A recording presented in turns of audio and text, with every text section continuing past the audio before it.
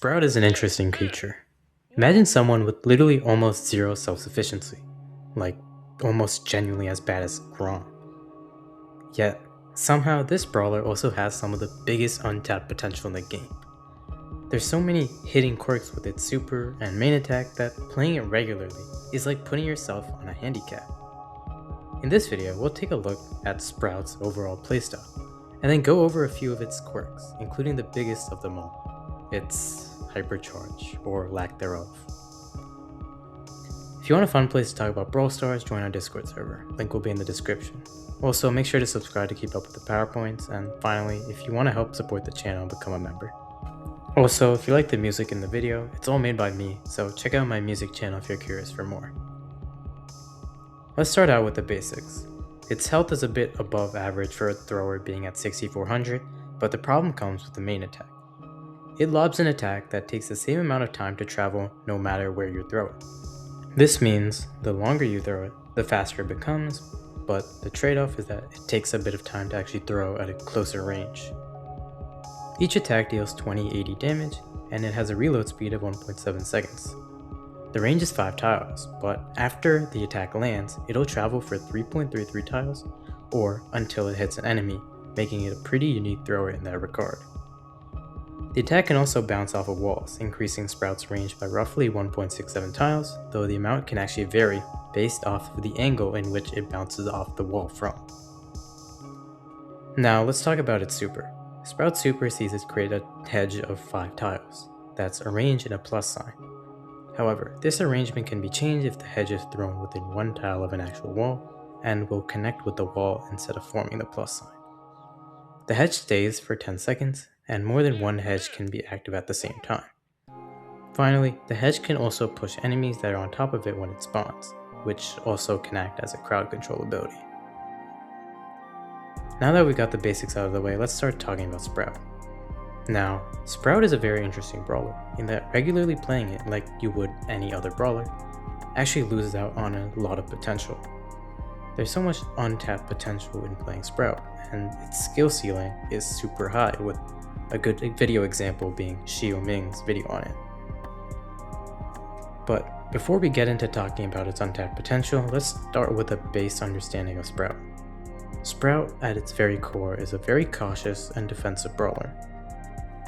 When playing Sprout, you have to be very precise, and most importantly, very aware of your surroundings. This is because of how fragile Sprout is. Due to how Sprout's main attack works, any brawler that gets too close will have the upper hand over Sprout. Furthermore, it's extremely important for Sprout to not feed Supercharge. Supercharge is especially devastating to Sprout, as many brawlers have abilities to allow them to get close to Sprout with their supers, which renders Sprout almost useless. With all of this in mind, it's clear that Sprout is a brawler that relies heavily on being protected from enemies. And of course, this is where its walls come in. Sprout's walls are the only reason its self-sufficiency isn't at complete zero. Now, there are many uses for it, but let's take a look at 3. Restriction, prevention, and as a last resort. Sprout can use its walls offensively to trap enemy players with the correct wall placement, or at least heavily restrict movement, making it much more predictable. If done correctly, this has a similar effect to Meeple's Mansion Gadget Super combo, in which Sprout has free attack range while the enemy inside is helpless. Secondly, prevention. I would say this is the most common use. This involves Sprout using its wall to prevent enemies from passing through a certain area, usually where Sprout is. This allows for good protection, especially if put in front of Sprout, allowing it a shield where it can heal or attack behind, while also restricting overall enemy movement. Finally, and this is both very important but very situational, as a last resort. This is when an enemy is basically right on top of or is about to be on top of Sprout. At this point, you have no alternative but to take advantage of the pushback Sprout's super has. However, this has its own risk. Using it on top of you also causes Sprout to be pushed back, and if you don't time it properly, you could end up wasting your super and still dying. Still, it's a very useful tool and can get you out of a lot of potentially sticky situations. Now, let's talk about some of the untapped potential Sprout has. First, with its main attack, and more specifically the bouncing mechanic. Honestly, it's pretty similar to Rico, in which most players starting out with the brawler will probably opt to attack normally, without the help of walls. However, for both of these brawlers, that's not optimizing them to their full potential. Sprout's bounces allow for both extra range and accuracy. Especially in a map like Bell's Rock, Sprout's bounces are almost guaranteed to hit if aimed right, mainly due to the fact it won't stop bouncing until it hits an enemy or reaches the max range, which is a pretty large amount. You can also do an interesting trick with both Sprout's main attack and super. If you place down your super and then immediately use your main attack, you can increase the range of the attack, as Brawl Stars treats it as going over a wall. This is also in tandem with the next tip, shooting over the wall. With Sprout, you can extend its range even further than normal by positioning yourself at near max range and then shooting over the long half of the wall, which can be really useful on certain maps. Also, Sprout has an interesting relationship to water as a whole. If you aim at the water, the attack's range will increase. Also, you can aim your attack right before the water, allowing it to bounce right on top of the water spot and damage the enemy standing on top of it. Let's now talk about Sprout's hedge placements. Now, Sprout has a lot of interesting ways to use its super, especially on certain maps. First off, Open Zone.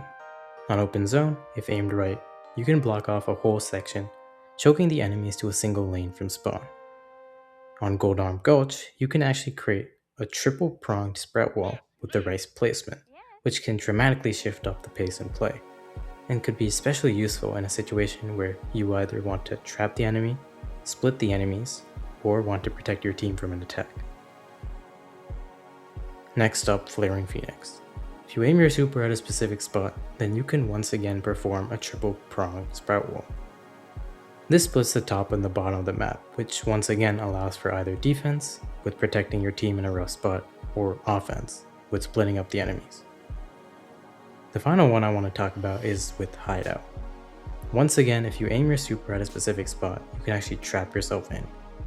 This can make you a real annoyance to face off against, especially as your enemies will basically be unable to get to you. However, this is quite difficult to actually pull off, so make sure to practice it thoroughly before using it in a real game.